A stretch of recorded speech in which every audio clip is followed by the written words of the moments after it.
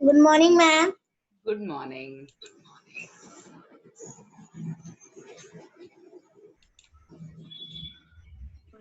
Good morning, ma'am. Good morning. Good morning, ma'am. Good morning. Good morning. Good morning, ma'am. Good morning. Good morning, ma'am. Good morning. Good morning, ma'am. Good morning. Good morning, ma'am. Good morning. काफी बच्चे एक साथ आ गए। Good morning, ma'am. Good morning. अच्छा, जूही के साथ जूही की बहन भी पढ़ रही है लगता है, 9th standard.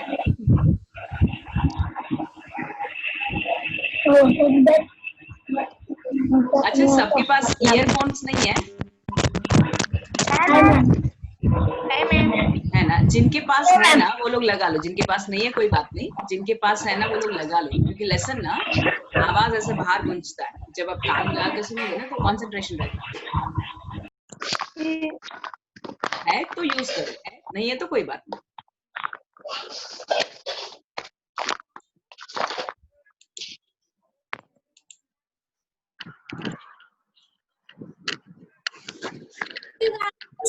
Good morning, ma'am. Good morning. चुप रहो मम्मी। हाँ देखो, आप अपनी मम्मी को चुप करा रहे हो, यहाँ तक आवाज आ रही है।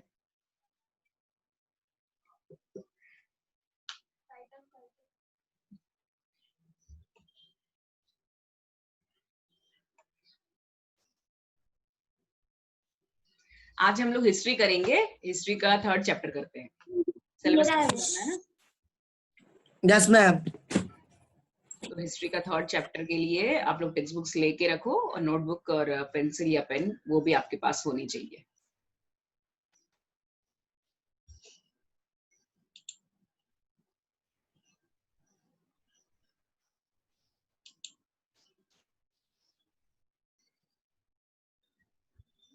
ओके।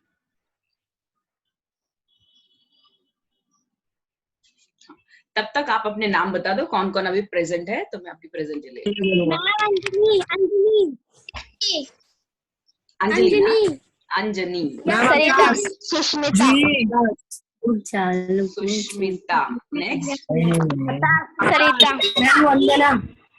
ये देखो, मुझे जो नाम सुनाई दिए बताती हूँ।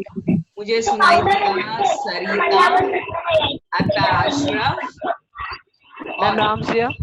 राम सिंह। मैम आवाज नहीं आ रहा है। आप लोग सब लोग माइक ऑन करके रखेंगे तो बाकी लोग के घरों की आवाज भी आएगा। देखो कितना बड़बड़ चिल्ला रहे सब, देखो देखो। मैम आवाज नहीं आ रहे हैं। अच्छा, अभी आ रहा है? बाकी देखो सबके म्यूट नहीं है, ये म्यूट ना होने की वजह से ऐसा होता है। हाँ, और कौन कौन है? अपना नाम बताएंगे और माइक ना बंद कर लेने का। मैम सुजल। मैम वंदना। महिमा। वंदना वंदना। और महिमा। महिमा, वरुण।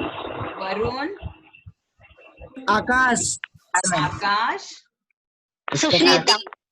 प्रीति, नेक्स्ट मैम कृति। कृति। ओ सॉरी सॉरी सॉरी कृति, कृति, इफ्तिखार। इफ्तिकार, चेतन। चेतन, शब्बेनूर। कौन? शब्बेनूर। सब्बेनूर। सब्बेनूर आई है क्या? जरा चेहरा दिखाइए सब्बेनूर का। सब्बेनूर काफी दिनों के बाद आई हो।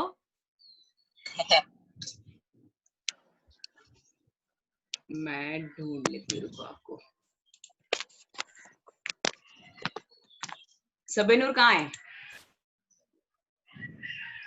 हाँ, दिखाई दी दिखाई दी। कैसी हो सब्बेनूर? काफी दिनों के बाद आई हो।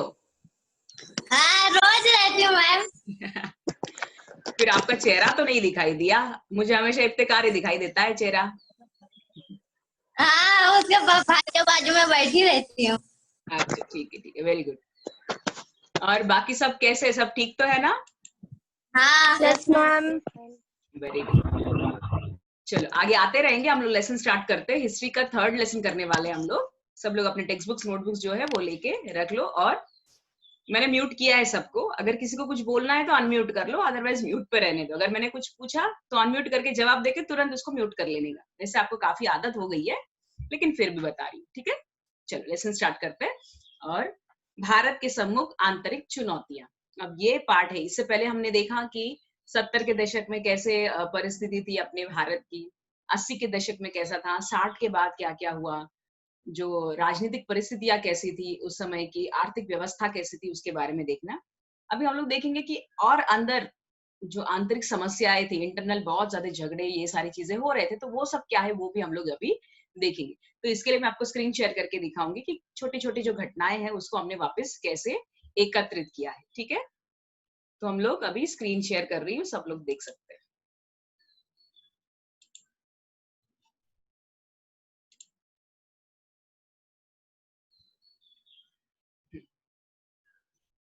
इस पार्ट में हम भारत के सम्मुख कुछ आंतरिक चुनौतियों का अध्ययन करेंगे। भारत के सम्मुख अलगाववादी आंदोलन, पुरातत्व, भारत की समस्या, नक्सलवाद, धर्मवाद, प्रदेशवाद जैसी आंतरिक चुनौतियां है। अभी आंतरिक चुनौती अपने पास काफी है, सबको पता है। नक्सलवाद मतलब ये जो टेररिस्ट होते हैं वो वैसा एक प्रकार, और अंदर की जो एक दूसरे के राष्ट्रों के प्रति जो द्वेष होता है वो, ऐसे कई समस्याएं एक पूरे देश में होते हैं। तो वैसे चीजों को हम लोग देखेंगे। उदाहरण के तौर पे अगर हम लोग घर पे है, ठीक है, तो हमारी बड़ी बड़ी समस्याएं क्या होंगे, शायद अभी काम नहीं है तो पैसों की तंगी होगी, पैसे नहीं है ये एक समस्या है, ठीक है। और ये तो बहुत बड़ी समस्या है कि कैसे हल होगा, ये आर्थिक समस्या आप लोग कह सकते हैं इसे, ठीक है।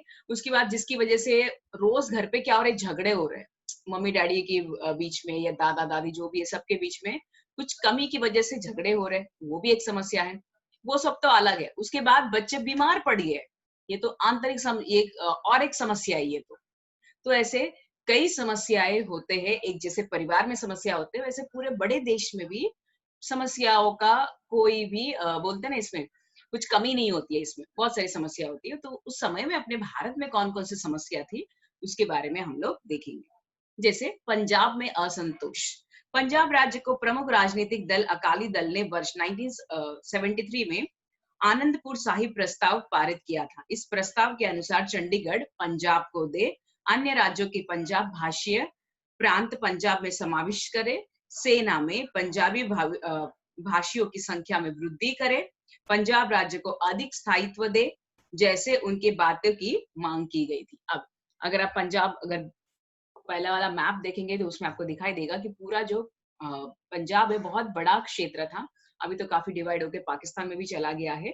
और इतने बड़े प्रदेश में तो जब भारत आजाद हुआ था उसके बाद, मतलब 70s के काफी बाद, 70s के आसपास क्या हुआ, पंजाबियों ने एक प्रस्ताव रखा था, उसको आनंदपुरी साहिब प्रस्ताव करके जिसे कहते हैं। तो इस प्रस्ताव में ऐसा था कि पंजाब बहुत बड़ा क्षेत्र है, तो हम लोग क्या करेंगे, उसको ना बांटते हुए चंडीगढ़ भी उन्हीं के साथ होना चाहिए।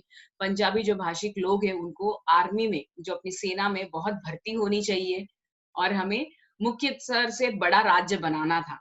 तो ऐसी कई मांगे उनके लेकर रखी हुई थी, लेकिन ऐसा करना मुमकिन नहीं हो रहा था भारत सरकार को। तो यहाँ पर खलबली शुरू हो गई कि हमें हमारी मांगे नहीं दे रहे, या हमारी जो मांगे पूरी नहीं हो रही है करके यहाँ पे विद्रोह जो है वो शुरू हुआ था। वर्ष 1977 में अकाली दल ने सत्ता ग्रहण करते ही अपनी पुरानी मांगों के साथ नदी के जल बंटवारे में पंजाब को अधिक पानी दिया जाए तथा अमृतसर शहर को पवित्र शहर का खिताब दिया जाए जैसे मांगे रखी थी। अब ये अकाली दल, ये जो दिख रहा है ना आपके, सब ये सारे लोग हैं यहाँ पे कमेटी के, ये जो मेंबर्स है, तो ये लोग ने क्या किया, जैसे ये लोग सत्ता में आए तो तुरंत उन्होंने क्या किया, अपनी जितनी भी मांगे हैं वो सारे मांगे आगे रखी, और जो पानी का प्रवाह है, जो नदियां बहती है हमारे पंजाब में ज्यादा पानी आना चाहिए, उसके लिए उन्होंने जोर दिया था, ताकि वहां की जो खेतें हैं, फसलें हैं, वो और ज्यादा उगनी चाहिए और ज्यादा से ज्यादा हमें मिलना चाहिए, ऐसी उनकी मांगे थी। और अमृतसर, जहाँ पे जो स्वर्ण मंदिर है, जो गुरुद्वारा है, बड़ा गुरुद्वारा है जो पंजाबियों का, तो उसको एक पवित्र शहर, अमृतसर मतलब एक पवित्र शहर, ऐसा खिताब उनको देना चाहिए, ऐसी इनकी मांगे थी। 1980 में पंजाब में स्वतंत्र खालिस्तान आंदोलन ने जोर पकड़ा था। अब 1980 के दशक में पंजाबियों के लिए एक स्वतंत्र, उनके लिए राज्य चाहिए, उसका जोर पकड़ा था। इस अवधि में अकाली दल का नेतृत्व संत सहचरण सिंह लोंगेवाला कर रहे थे। अब ये है, ये जो दिख रहे हैं ना आपको इसमें चेहरे पे, ये है उनके हरचरण सिंह करके है। इन्होंने इसका जो नेतृत्व है वो किया है कि हमें पूरी तरह से जो पंजाब है उसको एक जो हमारी मांगे है उसे पूरी होनी चाहिए करके इन्होंने नेतृत्व करके इस आंदोलन को आगे बढ़ाया है। वे स्वर्ण मंदिर में बैठकर अपने कार्यकर्ताओं को प्रदर्शन करने के विषय में निर्देश देते थे। स्वर्ण मंदिर के दूसरे ओर कट्टर खालिस्तानवादी जर्नल सिंह भिंडरावाले ने आसपास शस्त्रधारी अनुयायी इकट्ठे होने लगे थे। अब यहाँ पे ये स्वर्ण मंदिर में बैठकर क्या करते थे, वो लोगों को बताते थे कि हमें हमारा राज्य अलग से चाहिए या हमारी जो मांगे वो पूरी होनी चाहिए, इसके बारे में वो हमेशा कहते थे। और उनके साथ साथ उनको मानने वाले लोग जो है वो शस्त्रधारी, आपको दिख रहे हैं ऐसे ये जो गोला बारूदों के साथ, ये जो दिख रहे हैं आपके छोटे छोटे बुलेट्स के साथ है, तो ऐसे लोग क्या करते थे, उनके साथ आसपास हो गए और सिर्फ उनको एक भड़कने के लिए एक ज्वाला की जरूरत थी। लेकिन यहाँ पे जो बैठ के ये जो बता रहे थे, तो उनको सुनने के लिए उनके अनुयायी मंदिर के परिसर में शस्त्रों के साथ वो वहां पे थे। इसी अवधि में आतंकवादी गतिविधियां प्रारंभ हुई। अब इसी के साथ धीरे धीरे करके क्या हुआ, यहाँ पे आतंकवादी गतिविधियां भी शुरुआत हो गई थी। वर्ष 1981 में संपादक लाला जगत नारायण की हत्या के आरोप में भिंडरवाला को बंदी बना दिया था। अब ये जो है ये संपादक थे, तो इनकी हत्या हो गई थी। अब इनका हत्या का आरोप भी किस पे था, उसी पे भिंडरवाला के ऊपर ही था, जो इससे पहले मैंने फोटो दिखाया था आपको। तो इसके बाद स्थिति बिगड़ती चली गई। परिणाम स्वरूप वर्ष 1983 में पंजाब में राष्ट्रपति शासन लागू किया गया था। इसके बारे में हमने इससे पहले वाले क्लास में पढ़ा था, याद है आपको? अभी का जो दूसरा लेसन था ना, उसमें भी था, उसी का लेखा जोखा, उसी से जुड़ा हुआ है ये। मतलब वो और ये सेम ही है, लेकिन इसमें थोड़ा विस्तार से दिया है, उसमें थोड़ा कम विस्तार में था। उसमें ऊपर ऊपर इसी तरह से बताया गया था और इसमें विस्तार से बताया है। स्वर्ण मंदिर के परिसर को अपने नियंत्रण में ले लिया। परिणाम स्वरूप पंजाब की शांति खतरे में पड़ गई थी। अब यहाँ पे जो भिंडरवाला के जो उनके अनुयायी थे, तो उन्होंने क्या किया कि स्वर्ण मंदिर को अपने अपने हक में ले लिया, उसको पूरी तरह से अपना कब्जा करके रख लिया था। अब ये कब्जा करके रख लिया तो सारे लोगों को अभी असुरक्षितता महसूस होने लगी थी। तो अभी ये आतंकवादी उसमें घुसे हुए थे, शरण लिए हुए थे, तो उनको अभी बाहर निकालना जरूरी था। तो इसके लिए सरकार ने एक नया बोलते ना एक पैतरा अपनाया, एक नया ऑपरेशन स्टार्ट किया। तो उसके लिए उसको क्या कहते हैं, ऑपरेशन ब्लू स्टार। अब ये ऑपरेशन मतलब क्या होता है, ये वो वाला ऑपरेशन है जो हम लोग हॉस्पिटल में मम्मियों को या दादियों को किसी को होता है, वो वाला ऑपरेशन है क्या? ये कौन से ऑपरेशन की नो बात हो रही है? क्या होता है ये? मैम, इसमें मिशन होता है। हाँ, जिस चीज वेरी गुड। ये एक होता है मिशन, कोई चीज को हमें पूरा करना है, तो उस मिशन को नाम दिया है ऑपरेशन ब्लू स्टार करके। ठीक है। स्वर्ण मंदिर से आतंकवादियों को बाहर खदेड़ देना मुख्य कार्य था। अब मंदिर के अंदर आतंकवादी छिपे रहना या आतंकवादियों का रहना ये ठीक नहीं था, इसीलिए उनको बाहर निकालना बहुत जरूरी था।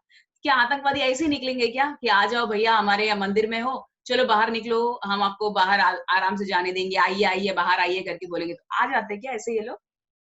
No ma'am. फिर क्या होता है?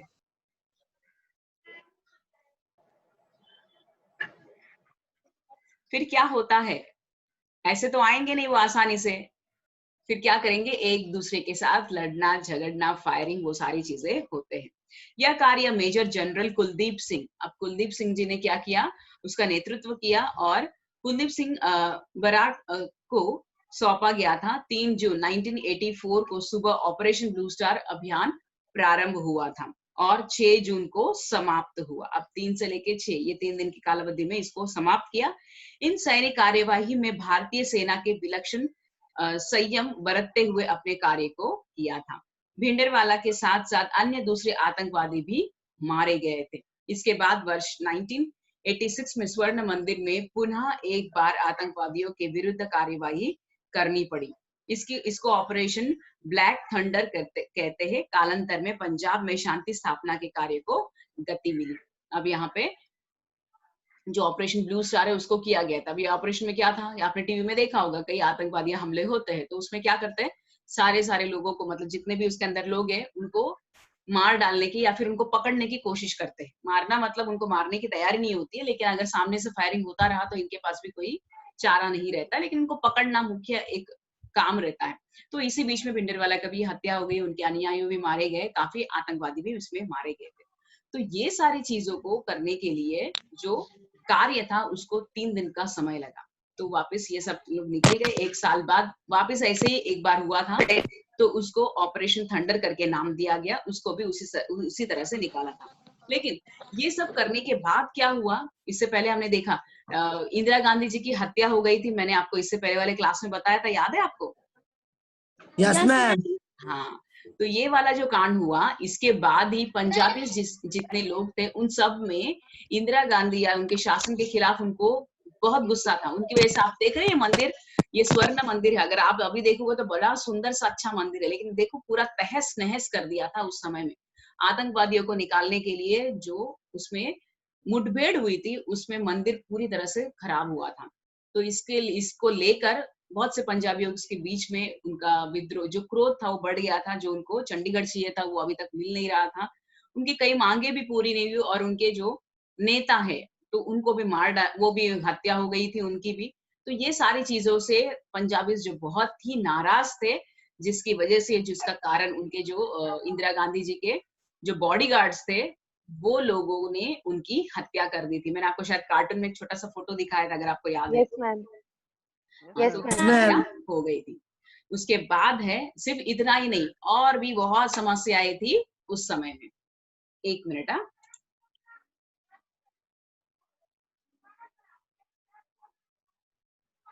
ओके। तो यहाँ पे पूर्वोत्तर भारत, अब भारत का आपको भारत का नक्शा दिख रहा है यहाँ पे, ये भारत का नक्शा है। Yes, ma'am. और ये जो दिख रहा है यस पूरी मैम। तरह से, ये पूर्वोत्तर भारत है। ठीक है, आप सब लोग गिन के बताएंगे कितने राष्ट्र है ये, दिख रहा है? ये सिक्किम, अरुणाचल प्रदेश, आसाम, मेघालय, त्रिपुरा, मिजोरम, मणिपुर और नागालैंड। हाँ, एक बार पढ़ लो सब। अरुणाचल प्रदेश, अरुणाचल प्रदेश, अरुणाचल प्रदेश, मेघालय, त्रिपुरा, मिजोरम, मिजोरम, मेघालय, मणिपुर, नागालैंड, असम और है सिक्किम। ना? हाँ, तो इससे पहले आपने ये सारे नाम सुने तो है ना? Yes yes ma'am, ma'am. अच्छा, ये जो चित्र दिख रहा है ना, इसमें कहीं ना कहीं तो ऐसा है जो अपने इसके लिए है। इससे पहले वाले क्लास में हमने कोई तो इसमें से एक प्रदेश के बारे में हमने पढ़ा है, कौन बता सकते हैं कौन सा था? अरुणाचल प्रदेश। हाँ, अरुणाचल प्रदेश, अरुणाचल प्रदेश। क्यों पढ़ा था वैसे हमने अरुणाचल प्रदेश को? और मैकमोहन लाइन याद है? यहाँ से चीन शुरू होता है, जो चीन का ये जो बॉर्डर्स है ना, ये पूरा सिक्किम, ये पूरा क्या है, चीन के बॉर्डर्स है। चीन को, और यहाँ पे जो यस मैम। यहाँ पे घमासान हो रहा था उसके बारे में हमने पढ़ा था, बिहार। याद है? यस मैम, हाँ, तो वैसे ही, वेरी गुड। तो उसके बारे में हम लोग एक एक राष्ट्र के बारे में पढ़ने वाले हैं। उनकी आंतरिक समस्याएं क्या थी, क्या क्या वहां पे आंदोलन हो रहे थे, कैसे लोग उसमें परेशान हो रहे थे, उससे देश में कितना मुश्किलें हो रहे थे, वो सब के बारे में एक एक करके हम लोग पढ़ने वाले हैं। और इसे पूरा, ये जो भाग है ना, इसे पूरा कहते हैं पूर्वोत्तर भारत। ठीक है, पूर्वोत्तर भारत 8 राज्यों का समूह है। आसाम, अरुणाचल प्रदेश, मणिपुर, नागालैंड, मेघालय, मिजोरम, सिक्किम और त्रिपुरा। इन 8 राज्यों के समूह को पूर्वोत्तर भारत कहते हैं। इस 8 राज्यों में न्यूनधिक रूप में अंतरराष्ट्रीय सीमाएं स्पर्श करती है। अब यहाँ पे कुछ कम या ज्यादा के तौर पे ये पूरे राष्ट्रों में अंतरराष्ट्रीय सीमाएं होती है। जैसे अरुणाचल को देखा तो चाइना का बॉर्डर पड़ता है यहाँ पे, सिक्किम को देखा तो भी चाइना का बॉर्डर पड़ता है, नेपाल चाइना का बॉर्डर पड़ता है, यहाँ पे बांग्लादेश का बॉर्डर पड़ता है। तो अलग अलग देशों को कहीं ना कहीं क्या होता है, ये यहाँ पे इसका जो बॉर्डर से अंतरराष्ट्रीय जो सीमाएं है, यहाँ पे कहीं ना कहीं उसको टच होती हुई हमें दिखाई देती है। यह वंश, भाषा, संस्कृति, विविधता, एक सेकंड रुकिए।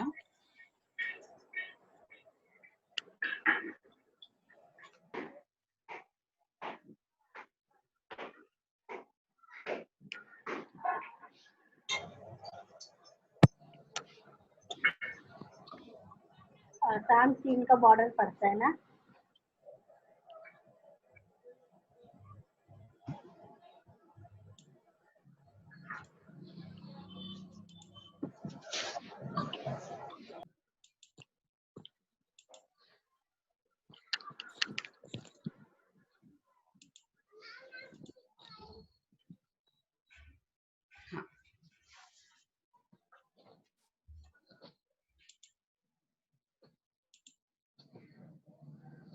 ठीक। हाँ, तो हम लोग पढ़ रहे थे कि पूर्वोत्तर भारत, तो यहाँ पे हर छोटे कम या ज्यादा तौर पे कहीं भूटान लगता है, तो कहीं पे चाइना लगता है, तो कहीं पे म्यांमार लगता है, कहीं बांग्लादेश, तो ऐसे जो जगह है वो इसको घेरे हुए रखता है, इंटरनेशनल बॉर्डर्स जिसे कहते हैं।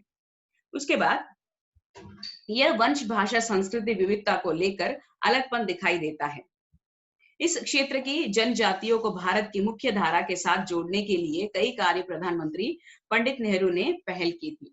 अब ये अगर आप देखोगे तो आप किसी असमीज को देखेंगे, अरुणाचल प्रदेश को देखेंगे, नागालैंड, ये जो लोगों का और अपने भारत के, मतलब भारत ये भी भारत का हिस्सा है, लेकिन मुख्य जो हिस्सा है पूरे भारत के हिस्से में और इनके हिस्से में अंतर क्या होता है कि इनके चेहरे में, इनकी वेशभूषा में, इनकी बोली में थोड़े अलग दिखते हैं। क्यों?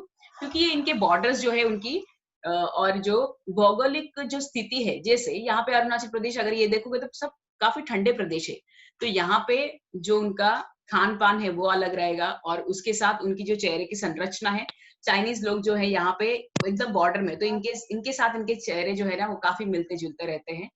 तो ऐसे थे और इसीलिए पंडित जवाहरलाल नेहरू ने क्या किया, इन सबको, ये अलग नहीं है भारत से, भारत के ही हिस्से है, तो उन सबको अपने मुख्य प्रवाह में लाने के लिए उन्होंने पहल की थी और इन सारे राज्यों को अपने भारत में विलय, तो पहले से कुछ राज्य थे और कुछ को विलय करके लिया है, लेकिन वहां के सारे समस्याओं को हल करने की भी पंडित जी ने शुरुआत की थी।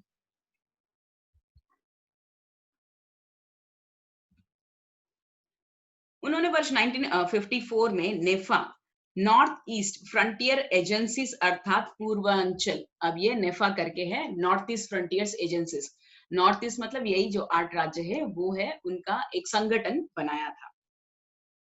यह प्रदेश भारत और चीन की सीमा पर स्थित और आसाम में उत्तर दिशा में बसी जनजातियों का प्रदेश है।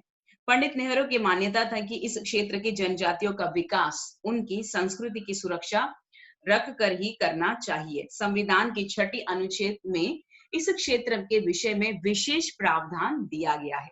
वर्ष 1965 में इस क्षेत्र के उत्तरदायित्व विदेशी मंत्रालय को सौंपा गया था। पूर्वोत्तर में इन प्रदेशों के मुख्य धारा में समाविष्ट करने के लिए वर्ष 1971 में पूर्वोत्तर परिषद कानून, अंडरलाइन कर लीजिए, पूर्वोत्तर परिषद कानून, जिनके पास टेक्स्ट बुक है पेज नंबर 11, और ये भी जो नेफा है ना पेज नंबर 10 पे, नॉर्थ ईस्ट फ्रंटियर एजेंसीज अर्थात पूर्वांचल ब्रैकेट में दिया हुआ है, देखो उसको भी अंडरलाइन कर लीजिए। इस कानून के अनुसार पूर्वोत्तर परिषद के कार्य निर्धारित किया गया है। आर्थिक तथा सामाजिक क्षेत्र में समानता, समान हित, अंतरराष्ट्रीय परिवहन, अंतरराज्यीय परिवहन, बिजली तथा बाढ़ नियंत्रण आदि संबंधित केंद्र सरकार को सलाह देने इस परिषद के काम थे। अब यहाँ पे एक परिषद बनाई गई थी जिसको पूर्वोत्तर परिषद कानून करके कहा गया था। तो यहाँ पर जो समस्याएं हैं, आप अगर भारत को देखेंगे तो भारत की जो पूरा भारत है इसमें, और इसमें अंतर क्या है कि यहाँ पे ये पूरा बर्फीला प्रदेश है और बहुत सारी जो नदियां है वो यहाँ पे बड़ी बड़ी नदियां बहती है और हमेशा ही बाढ़ आने की समस्या है यहाँ पे। तो ये सारी समस्याओं को हल करने के लिए अब यहाँ से एक मंत्रालय बनाया गया था। तो इस मंत्रालय क्या करेगा, उनकी समस्याओं को लेकर अपनी सरकार को बताएंगे कि ये समस्याएं वहां पे चल रही है, उसको हल करना है। तो उस हिसाब से उसके बाद भारत क्या करेगा, उसकी समस्याओं को हल करने की कोशिश करेगा। फिर पहला इसमें से लिया है मिजोरम। मिजोरम दिख रहा है सबको, ये लाल वाला प्रदेश छोटा सा। Yes ma'am. Yes ma'am. अब शुरुआत मिजोरम से की गई थी। देखो मिजोरम को मैंने थोड़ा सा और विस्तारित रूप से किया है। देखो तो मिजोरम पूर्वोत्तर भारत की जनजातियों का अपना प्राचीन इतिहास है। भारत स्वतंत्र होने के पश्चात सरकार ने मिजो बहुल लुशाई टीलों वाले क्षेत्र में जिलों को प्रशासन संबंधी स्वयं सत्ता प्रदान की थी। केंद्र सरकार ने वर्ष 1954 में भाषा व प्रांत रचना आयोग का गठन किया था। मिजो नेताओं ने स्वायत्त मिजो प्रांत की मांग करना प्रारंभ शुरू किया था। वर्ष 1959 में मिजो प्रदेश में पड़े भीषण अकाल में मिजो नेता लाल डेंगा ने आम जनता के लिए बहुत कार्य किए थे। अब यहाँ पे जो दिख रहा है आपको, मिजोरम दिख रहा है। तो जब भारत ने क्या किया, 1953 में एक कानून लाया था कि हम लोग क्या करेंगे, भारत को कैसे विभाजन करेंगे, भाषा जो बोलते हैं उसके ऊपर हम लोग विभाजन करेंगे। जैसे अभी महाराष्ट्र को कैसे विभाजन किया, मराठी बोलने वाले लोगों के लिए ये महाराष्ट्र करके दिया। पंजाब कैसे विभाजन किया, पंजाबी बोलने वाले के लिए पंजाब। तो वैसे ही यहाँ पे मिजो एक भाषा है, तो मिजो जो बोलते हैं उनकी संस्कृति वालों के लिए एक अलग राज्य होना चाहिए करके यहाँ पे लाल डेंगा जी जो है उन्होंने यहाँ पे जोर दिया था कि हमारा जो ये है लाल डेंगा जी, तो इन्होंने क्या किया, इन्होंने जोर दिया कि हमें हमारा अलग से राज्य चाहिए, मिजोरम करके चाहिए करके उन्होंने ये किया। और उसी समय 1959 में बहुत बड़ा अकाल पड़ा हुआ था मिजो में, और उस समय में इन्होंने बहुत कार्य किए और इन्होंने ही, इनकी वजह से ही आगे जाकर मिजोरम जो राज्य है वो अलग राज्य बन गया था। वर्ष 1961 में लाल डेंगा ने मिजो नेशनल फ्रंट, अंडरलाइन कर लो, लाल डेंगा मिजो नेशनल फ्रंट संगठन की स्थापना की। लाल डेंगा ने त्रिपुरा, मणिपुर और लुशाई टीलो के मिजोबुल प्रांतों के लिए ग्रेटर मिजोरम अर्थात स्वतंत्र राष्ट्र की मांग की। तो इन्होंने जितने भी अपने राज्य है, तो आसपास के उनके जो जिले हैं उन सबको जोड़कर उन्होंने क्या किया, जो जहां पर भी मिजो भाषा बोलते हैं उन लोगों के एरिया को सबको लेकर उन्होंने कहा कि हमें मिजोरम एक अलग स्वतंत्र राष्ट्र चाहिए, हम लोग पूरा पूर्वोत्तर भारत, मतलब पूरा पूर्वोत्तर भारत एक साथ हम लोग नहीं मानेंगे, हमें अलग से राज्य की उन्होंने मांग की थी। मार्च 1966 में मिजो नेशनल फ्रंट ने स्वतंत्र मिजोरम राष्ट्र अस्तित्व में आने की घोषणा की। अंडरलाइन कर लो 1966। प्रधानमंत्री इंदिरा गांधी इसका विद्रोह विफल बनाई, लेकिन प्रधानमंत्री ने क्या किया, अपने इंदिरा गांधी ने नहीं ऐसे ही छोटे छोटे राज्यों को नहीं बांटेंगे, पूरा का पूरा पूर्वोत्तर भारत ऐसा ही रहेगा करके उनका मानना था, लेकिन वापस भी मिजो के लोगों ने नहीं माना। वर्ष 1972 में परिस्थिति सामान्य हो जाने पर मिजो बहुल क्षेत्र को संघ शासन प्रदेश का दर्जा दिया गया था। वर्ष 1985 में प्रधानमंत्री राजीव गांधी और फ्रंट के बीच में समझौता हुआ और मिजोरम को स्वतंत्र राज्य का दर्जा दिया गया। लाल डेंगा मिजोरम के राज्य के मुख्यमंत्री बने। अब 1972 में क्या किया इंदिरा जी ने क्या किया, उसको एक स्पेशल जो राज्य करके भारत का उन्होंने दर्जा दिया था, लेकिन फिर भी इनको वैसा ना होकर एक अलग राज्य चाहिए था। वापिस इन्होंने विद्रोह किया और आगे जाकर 1985, ये अंडरलाइन कर लो अपने मिजोरम का अलग से जब राज्य बना उसके बारे में। तो लाल डेंगा मिजोरम के ये जो है पहले यहाँ पे मुख्यमंत्री बने हुए थे। उसके बाद वाला क्षेत्र है नागालैंड, ठीक है। नागालैंड नागा जनजातियों की पहचान योद्धा जनजाति के रूप में बनी हुई है। पूर्व हिमालय, नागा टीलो, आसाम तथा म्यांमार के सीमावर्ती क्षेत्रों में नागा जनजातियों की बस्ती है। अब ये जो नागालैंड के जो लोग हैं वो इस तरह से, अगर आपने कभी टीवी में देखा हो तो ये बहुत योद्धा, बड़े योद्धा रहते हैं और इनके नागा समुदाय जो है योद्धाओं के लिए, उनके पराक्रमों के लिए बहुत माना जाता है। और पूर्वोत्तर भारत में बहुत सारी जगहों पर, आसाम, हिमालय की जो टीरिया है वहां पर बसे हुए ये लोग हैं।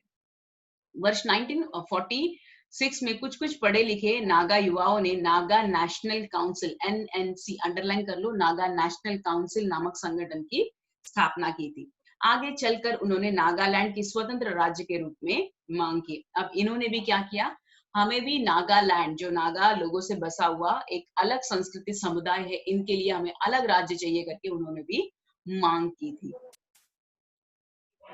उन युवाओं के नेतृत्व अंगामी जापू फीजो कर रहे थे। अब ये जापू फीजो करके अंडरलाइन कर लो सब लोग,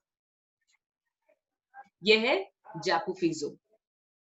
वर्ष 1954 में NNC ने नागालैंड की स्वतंत्र राज्य की स्थापना किए जाने की घोषणा कर दी थी। वर्ष 1955 में आसाम राइफल्स ने सैनिकों को और स्थानीय लोगों में हुए मुठभेड़ को दबाने के लिए सैनिक कार्यवाही करनी पड़ी। अब यहाँ पे 1955 में जो इन्होंने यहाँ के नागा लोगों ने किया, उनको दबाने की पूरी कोशिश की, लेकिन फिर भी वो सफल नहीं हो पाए। हाँ, 10 मिनट में अपना क्लास खत्म हो जाएगा। जैसे क्लास खत्म हो जाएगा तो ये डिस्कनेक्ट हो जाएगा, वापस कनेक्ट मत कीजिए। और तब तक जब तक मेरा लेसन होगा, अगर उससे पहले ही खत्म हो गया तो आप लोग क्या करो, वहां तक 10 क्वेश्चंस बना के होमवर्क करने का। ठीक है? Yes ma'am. Yes ma'am. Very good. Yes केंद्र मैम। सरकार और एनएसएस के बीच में बातचीत के अनेक दौर हुए। केंद्र सरकार ने नागा बाहुल क्षेत्र को संघ शासन प्रदेश का दर्जा देने का निश्चित किया था। नेफा के नागा बाहुल क्षेत्र और सुएना संघ क्षेत्र को इकट्ठा कर 1 दिसंबर 1966 को नागालैंड राज्य अस्तित्व में आया। अब अंडरलाइन कर लो, 1 दिसंबर 1963 में नागालैंड अस्तित्व में आया। जब आप नोट्स बनाओगे ना तो लिखते जाओ कौन कब अस्तित्व में आया और उनके नेता कौन कौन थे, आपको एक ऑर्डर में लिख के रखो, आपको एग्जाम के लिए आसानी होगा। तो उसके लिए भी एक अलग दर्जा देंगे हम लोग, एक शासन संघ राज्य का एक दर्जा देंगे करके कहा, लेकिन फिर भी ये लोग भी नहीं माने, इसीलिए नागालैंड को एक अलग राज्य। अब देखिए पूर्वोत्तर भारत में कितने राज्य हुए अभी तक? पहला कौन सा था? मिजोरम, पंजाब, मिजोरम था। नागालैंड, उत्तर भारत जो 8 अपने राज्य है उसमें से पहला था मिजोरम, उसको एक अलग राज्य स्थापित कर दिए। अब दूसरा क्या था? नागालैंड, नागालैंड और मिजोरम, ऐसे 2 राष्ट्र हुए। अभी और कितने राष्ट्र को करना बाकी था? 5, 6 मैम, 6 और बाकी। उसके बाद देखते हैं हम लोग आसाम। आसाम कुछ ऐसा दिखाई देता है अपने इस पे। ठीक है? वर्ष 1983 में आसाम में बंगाल भाषी स्थानांतरियों के बढ़ने के प्रभाव को मुद्दे पर ऑल आसाम स्टूडेंट्स यूनियन और आसाम गण संग्राम परिषद ने तीव्र आंदोलन छेड़ा था। अब आप देखोगे तो यहाँ पे प्लीज म्यूट कर लीजिए, खुशबू म्यूट कर लो। हाँ, तो यहाँ पे आसाम ऐसे जुड़ा हुआ है, यहाँ पे जो है वो बांग्ला प्रदेश है, मतलब बंगाल यहाँ पे है, तो ये यहाँ पे बंगालिया बहुत जो है वो आसाम में जा रहे थे, तो वहां की वजह से एक वहां के युवाओं ने इसका विरोध करना शुरू कर दिया था। वर्ष 1985 में प्रधानमंत्री राजीव गांधी, केंद्रीय गृह मंत्री शंकर राव चौहान और आसाम के नेता प्रफुल्ल कुमार ने इनके बीच में समझौता हुआ और आसाम को सुसंगठित। अब यहाँ पे राजीव गांधी जी और जो शंकर राव चौहान और प्रफुल्ल कुमार, इन सब ने मिलकर क्या किया, एक संगठन किया और बातचीत की दौर शुरुआत की। वर्ष 1986 में आसाम विधानसभा के चुनाव हुए और आसाम परिषद के प्रफुल्ल कुमार महतो, अब ये है प्रफुल्ल कुमार महतो जी, और ये आसाम से जो इलेक्शंस हुआ उसमें जीते और इनको भी एक अलग राज्य दिया गया था, और इसके बाद ये इसके जो पहले मुख्यमंत्री बने थे। अब ये था आसाम की। अब आसाम के बाद है वापस अरुणाचल प्रदेश। जाना पहचाना लग रहा है आपको? यस मैम, लगा ना? ये देखो चाइना टिबेट का बॉर्डर, यहाँ पे मैकमोहन लाइन है, जिस यहाँ से गुजरती हुई एक लाइन रहती है चाइना की, जिसकी वजह से हमेशा विवाद होते रहते हैं। तो अभी हम लोग देखेंगे अरुणाचल प्रदेश को क्या हुआ था। वर्ष 1954 में नेफा क्षेत्र में निर्मित हुआ। वर्ष 1972 में इस अरुणाचल प्रदेश, उगते सूर्य का प्रदेश भी कहते हैं, अंडरलाइन कर लो इसको, उगते सूर्य का प्रदेश कहा जाने लगा। 20 फरवरी 1987 को इसे स्वतंत्र संघ राज्य का दर्जा दिया। अंडरलाइन कर लो, 20 फरवरी 1987 को इसको भी एक अलग राज्य का दर्जा दिया गया था। वर्ष 1960 से लेकर 2000 की अवधि में पूर्वोत्तर भारत की यात्रा लोकतंत्र के परिपक्व होने चली। यह क्षेत्र के केंद्र सरकार द्वारा चलाए गए विशेष योजनाएं, औद्योगिकरण और शिक्षा के प्रचार प्रसार के कारण प्रगति पथ पर आगे बढ़ने लगा था। तो अब ये सारी जो राज्य थे, इन सबको जो तब तक 1960 से लेके 2000 तक अलग अलग जो स्कीम्स रहते हैं केंद्र सरकार द्वारा चलाए जाने वाले, ये सारे जो शासन निर्मित जितने भी कार्यवाही थे, जितने भी उनके औद्योगिकरण के लिए या संगठन थे, वो सब के लिए काम करते रहे। और ऐसे जो अपने जो क्षेत्र है वो इनको सबको एक अलग पूर्वोत्तर भारत में अलग अलग राज्यों को इसमें बांटा गया था। इसके बाद है नक्सलवाद। ठीक है, अब बताओ नक्सलवाद क्या होता है? माइक ऑन करके बताएंगे नक्सलवाद क्या होता है।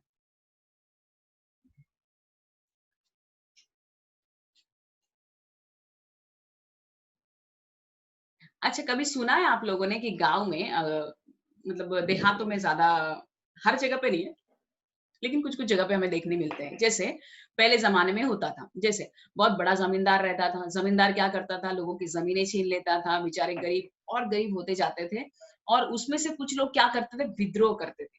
तो विद्रोह में देखा होगा आपने, सिनेमा में तो देखा ही होगा, विद्रोह कर देंगे तो क्या करते हैं, जंगल में जाते थे वो लोग, जंगल में रहने का, और कभी तो आके गाँव में बड़े सेठ के घर पे डाका डालने का, डाका डाल के उसका सारा पैसा ले जाने का और लेके गरीबों में बांटने का, कुछ उनके कामों के लिए इस्तेमाल करने का। ये शायद देखा है या सुना है क्या कभी टीवी में या फिर मूवीज में देखा होगा।